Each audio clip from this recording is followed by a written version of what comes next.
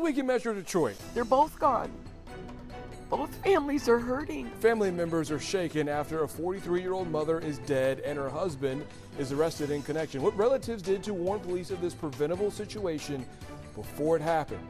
And for the 10th time this year, a person drowns in Oakland County. A warning from police as we enter the final stretch of the summer season. It breaks my heart because I think his transformation is reflective of the collapse of decency in our politics. Fresh off an appearance on the national stage, a former friend of JD Vance sits down with us to talk about the Republican vice presidential candidate's transformation. Do you think any shred of the JD Vance that you knew and had a friendship with still exists? And a response from Senator JD Vance. It's a bit of Detroit history that you may not have known about, but it had a big impact on our nation. How Detroit's Olympics bid sparked a civil rights flashpoint in America. Those stories and more are next on The Rundown.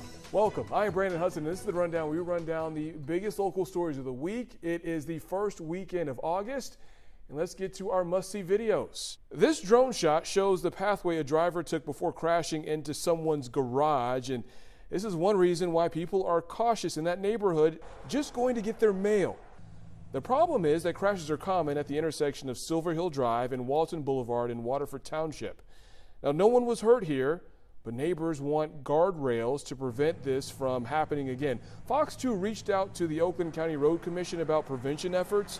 We're waiting a response. And if the details in that last story sound eerily similar, that's because last month a different driver crashed into another Waterford home on Walton Boulevard in Silver Lake.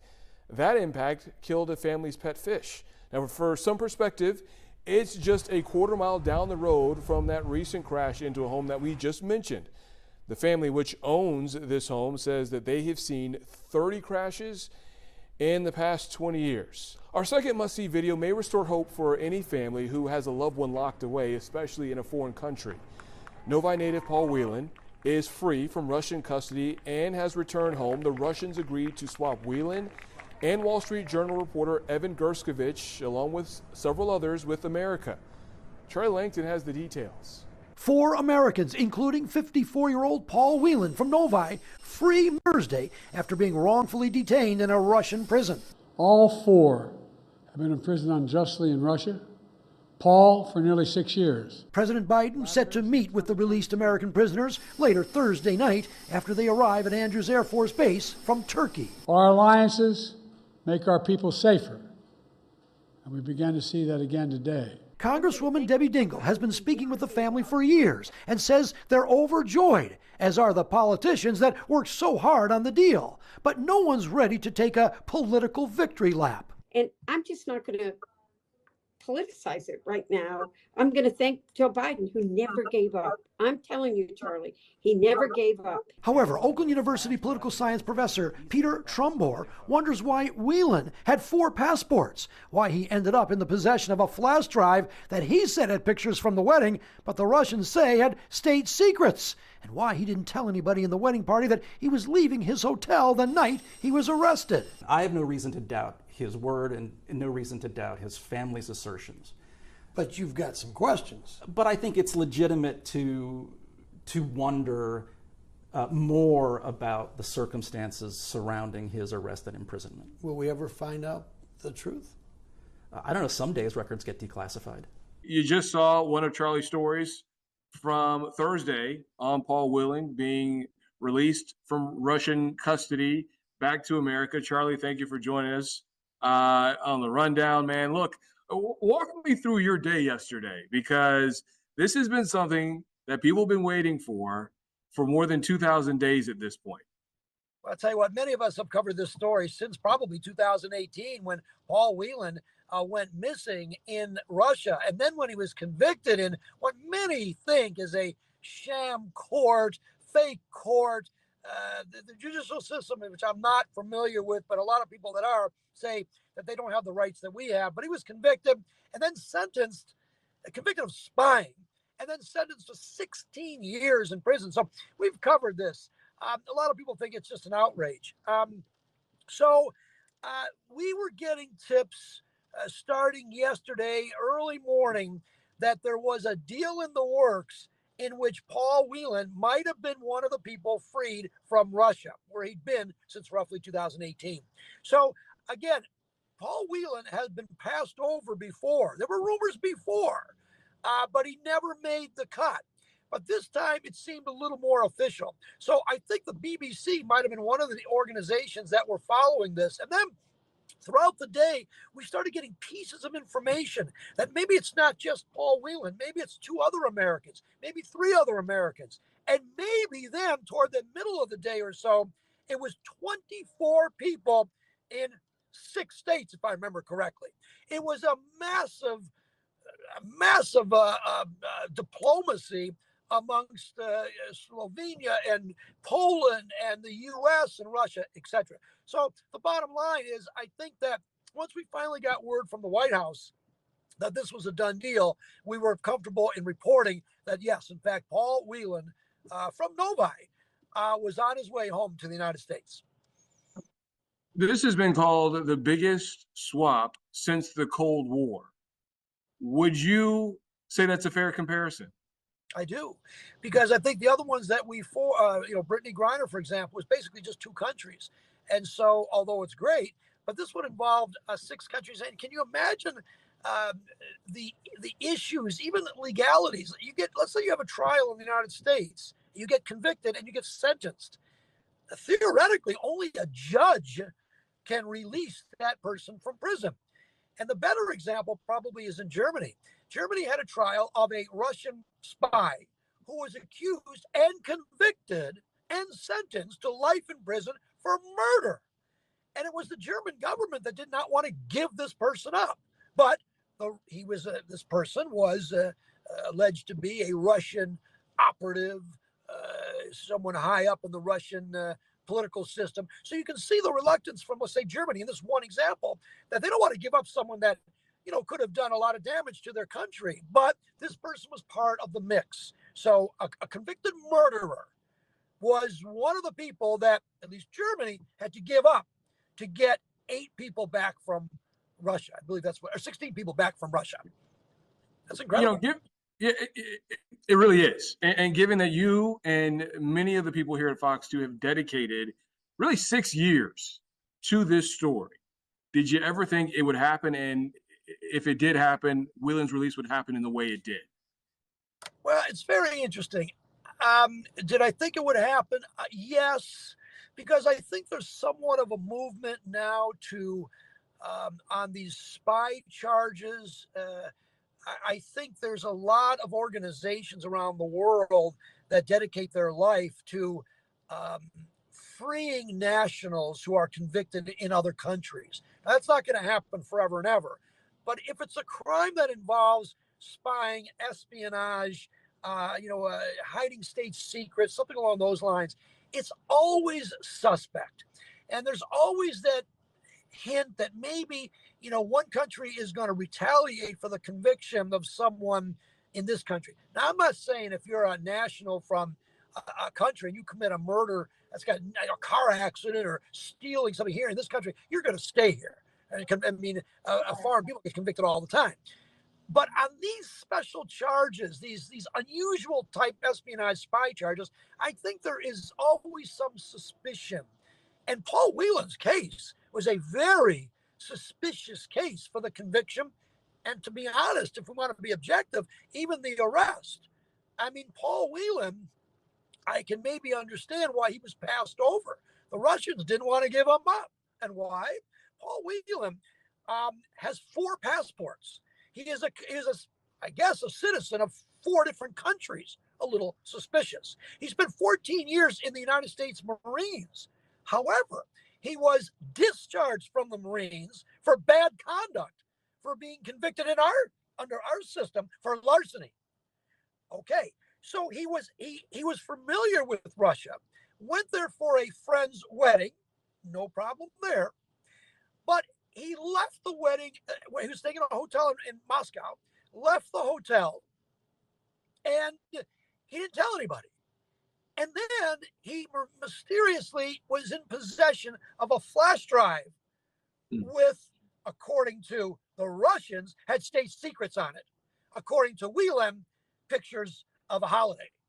So I think, given the totality of the circumstances and the background of Whelan, I would think, objectively, that the Russians had a good reason. The Russians said that we caught this spy red-handed, whereas Whelan says it was a sham court. I'm a tourist. I'm a friend, and I did nothing wrong. And he maintained that as his family. But you can see the difficulty. So there's a language barrier. There's a legal barrier. But this is what Whelan had to go through for 6 years or so. And this is what was struggling. And I think that's maybe why the Russians were reluctant to give him up. They thought they got a spy red-handed. But obviously this was part of the trade. You had a lot of chances, or you had chances to talk to some people who were very emotional. One of those was Congresswoman Debbie Dingell. What was that, the totality of that conversation like? Because I remember there's an image of her really, like, wearing her emotions on her sleeve, given the news of Paul Whelan's release. Well, I love Congresswoman Debbie Dingell. We've all interviewed her. She's very accessible, and I've known her for many, many years. She's very honest. It was a day of celebration. She's met with the family and kept in contact with the family over the years. I think she honestly was a little surprised by this. And I think just taking it all in, that finally he is out of Russia, but then going to Turkey, although Turkey is an allied country. So we are very good friends with Turkey, and Turkey kind of brokered this deal. The plane landed in Ankara. Well, we really wanted that plane to come to the United States. In fact, I talked to Debbie Dingell early yesterday morning. And I said, can you give me some insight and maybe even do something on the air? But she said, I'm not going to jinx it. No, I don't want to jinx it. She knew the flight arrangements and the schedules. You got to get people out of a Russian prison, get them on a plane, and get them out of the country. That is not easy to do. Yeah. And so once the plane was in the air, I think Debbie Dingell was a little more relieved. And then we started getting all the developments of all these other countries involved and everything going. And I think that she really wanted to, she just wanted to say, listen, we've heard these rumors before. Let's all let's let the system play out, the diplomatic system play out. And I think when he was in the air, coming to the Andrews Air Force Base in D.C., in our area, I think she was very much relieved. But she was very emotional yesterday. My last question for you, and putting on that legal analyst hat for us, if I am somebody who is traveling to a country like Russia or any other country that has very strict penalties for things that we would maybe consider trivial, what do I need to know about that country? How do I research that information just to make sure that as a visitor, I don't get in any big trouble? I think anybody traveling to any country know the law, at least a little bit about the law. Even Canada. Listen, that's the most friendly country we have. But there are subtle differences in the law. But you go to a country like Russia, where, I mean, if the Whelan case gives us any,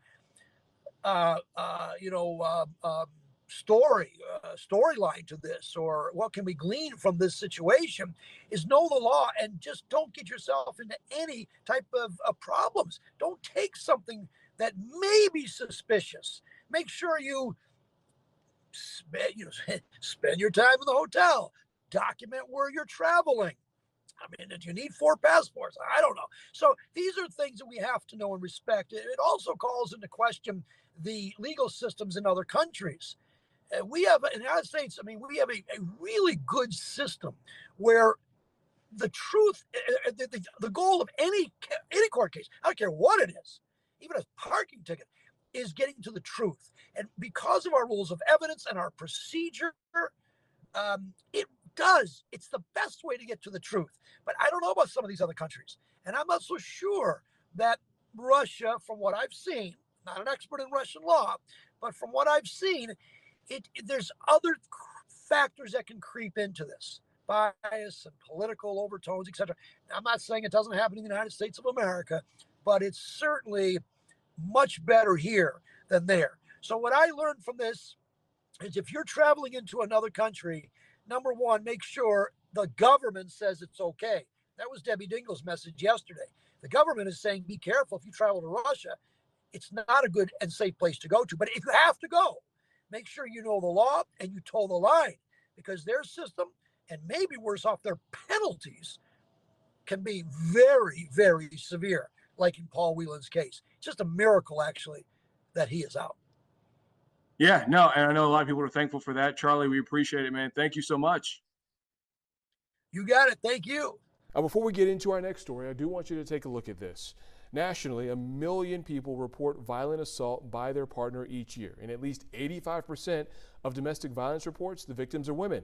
And in Michigan, 1 in 3 families are impacted by domestic violence, and 100 domestic violence-related homicides happen in our state every year. Now, that is quite a bit to unpack, but for the purpose of this next story, we did want to offer some context because it shows how 2 families are broken up over the death of a woman in her 40s because they say she was in an abusive relationship. Ingrid Kelly spoke to those heartbroken loved ones. A mother grieving over the death of her daughter, 43-year-old April Colson. Devastating.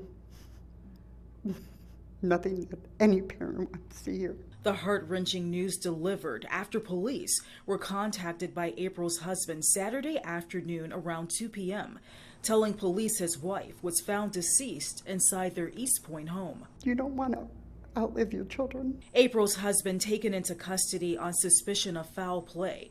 April's mom says her daughter was allegedly in an abusive relationship, and April's son left the home because of it. He left and went and stayed with his dad months ago. Back here in the neighborhood, neighbors say they were often concerned about April's well-being. In fact, East Point police have confirmed to Fox 2 that they have had contact with this home in the past. I called them. My boyfriend called them. Neighbors called them. They were loud. All the windows are smashed in on the inside panes. It was a rough life for her. Family members of April's husband going to the home Monday afternoon to leave a memorial for April. I just wanted to come and put some flowers in a candle and pray for her. And this is what we all feel. Talk to me about just your reaction to the fact that your nephew is now behind bars.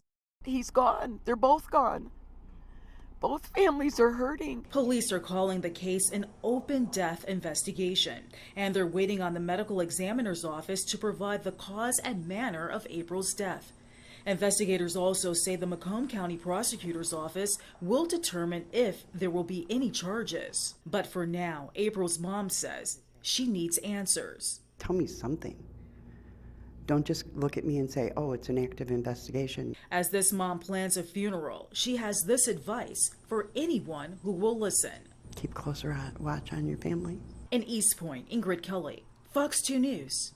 Not only do we continue to see domestic violence cases and deaths recently, we are also seeing a series of drownings that are happening in Oakland County. Just recently, a 21-year-old man from Detroit died after drowning at Kensington Lake. Camila Meary spoke to the Oakland County Sheriff about this troubling trend.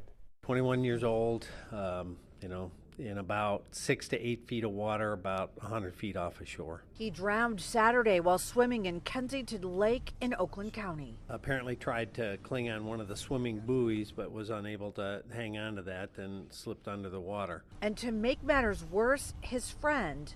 The one person didn't speak English very well, so communicating to others what was transpiring was a hurdle as well, so that probably slowed some of the response or the reaction to the emergency. This is the 10th drowning in Oakland County this summer. Unlike the movies where help, where it goes on for a period of time and people notice, that's typically not what we see in the real world. Someone gets in distress and they slip under the water. Lots of times other people don't even know what happened and they turn around and where'd he go? And now it's too late. With plenty of time left in the swimming and boating season, some advice from Oakland County Sheriff Michael Bouchard. If you're going to go swimming and you have been drinking, not a bad idea to put on a personal flotation device. If you're not a strong swimmer, not a bad idea to have one of those on as well. In Oakland County, Camila Mary, Fox 2 News. Before former President Donald Trump got the country talking about his widely criticized appearance at the National Association of Black Journalists Convention, a once close friend of Mr. Trump's running mate, JD Vance, spoke about their relationship, and how it took a turn because she says that Senator Vance has become a political chameleon. So a day after sharing her story with the national media, the Detroit attorney sat down with us. We're effectively run in this country via the Democrats, via our corporate oligarchs, by a bunch of childless cat ladies who are miserable at their own lives and the choices that they've made. Sophia Nelson says that JD Vance in this 2021 Fox News clip is not the same person she befriended at Yale a decade earlier. And it breaks my heart because I think his transformation is a reflective of the collapse of decency in our politics. While the Republican vice presidential candidate has recently said his comment from 2021 was about the Democratic Party being anti-family and not an attack on childless women, Nelson says it speaks to Vance becoming what she describes as a, quote, political chameleon. JD Vance never used to speak in those terms. He was a kind person, which I think is indicative of, how we're raised here in the Midwest, to treat people with kindness. And he's totally abandoned that in order to advance his career. Do you think any shred of the JD Vance that you knew and had a friendship with still exists? I mean, I don't live in JD's head, and we don't communicate anymore. I certainly hope so. Nelson, a Detroit attorney who is transgender, sat down with us to talk about her now broken friendship with Vance. The two met at Yale and bonded over being Midwesterners at an East Coast Ivy League school. We like to joke about the Ohio State-Michigan rivalry. Normal things, right? But we were both deeply curious about the world and trying to understand different points of view. That curiosity was evident in a series of emails between the former friends from 2014 to 2016, which Nelson shared with Fox 2. The conversations included gaining an understanding of marginalized groups in America and then presidential candidate Donald Trump's divisive and racist rhetoric. The back and forth highlighted Vance's then anti-Trump stance. Sophia Nelson says in 2021, their friendship changed. When he started speaking very cruelly about trans and LGBTQ people, and I confronted him about it, and we had a pretty bitter exchange, and that was the end. Because I can, again, have friendship across those political differences, but when you start name-calling and then questioning my right to exist and access health care, that's where I have to draw the line. Why sit down now and share this? This was a very difficult decision for me. One, because despite all this, I feel some sense of loyalty to him as a friend still. And I do care about him and his wife and their family. However, I think this is a crucial election, and I felt that the American people deserve to know the depth of his flip-flops, so they can make their own determination about whether he has integrity and is trustworthy. Not just his changing on every conceivable issue, but his change in persona and the way he talks about people. Senator JD Vance's spokesperson did send us a statement where he said that he cares deeply for Sophia and he wishes her the best. He also said in part, quote, "It is unfortunate that this individual chose to leak decade-old private conversations between friends. Senator Vance values his friendships with individuals across the political spectrum. He has been open about the fact that some of his views from a decade ago began to change after becoming a dad and starting a family." Before we go, we are at the midway point of the Summer Olympics in Paris, and so far the U.S. has really shined in gymnastics and swimming, among other sports. And while the spotlight is on Paris, there was a point in time when Detroit had its own Olympics bid. However, it sparked a civil rights conversation and protest that is now being documented in a movie that can be seen on Fox 2. Amy Lang sat down with the filmmakers. We're in the midst of an intense competitive situation. More than 60 years ago in 1963, the city of Detroit was in a global competition to host the 1968 Summer Olympics. And TV2 was in Germany as the decision was made. They just made the announcement here. Mexico City has won the Olympics for 1968. A decision that moved Detroit's organizers to tears. Our guys have been terrific. I don't know of anything we could have done We congratulated Mexico here a few minutes ago. It's a story many may not know, but now a new film, Detroit's Olympic Uprising, explores the city's bid in 1963 and the opposition right here at home. This is the story of two Detroits. One wants glory for the city. One wants equality for its citizens.